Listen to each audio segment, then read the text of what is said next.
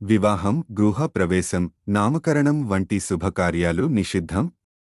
ఈ చర్యలు శుభ ఫలితాలను ఇవ్వవు. వారు అడ్డంకులు తెచ్చుకోవచ్చు. దక్షిణ దిక్కును యమ, పితృలకు దిక్కుగా పరిగణిస్తారు.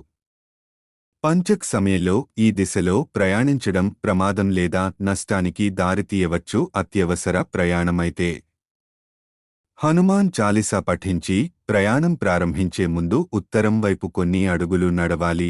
పంచక సమయంలో ఇంటిపై కప్పు వేయడం లేదా ఇంటిని నిర్మించడం అశుభంగా భావిస్తారు. ఇది గొడవలు, డబ్బు నష్టం లేదా ఇంట్లోకి ప్రతికూల శక్తి ప్రవేశానికి కారణం. ధనిష్ట నక్షత్రంలో గడ్డి, కట్టెలు, నూనె లేదా ఇతర మండే పదార్థాలను సేకరించడం వల్ల అగ్ని ప్రమాదం సంభవించవచ్చు. పంచక్ సమయంలో మంచం లేదా దుప్పటి తయారు చేయడం లేదా కొనడం నిషేధించబడింది.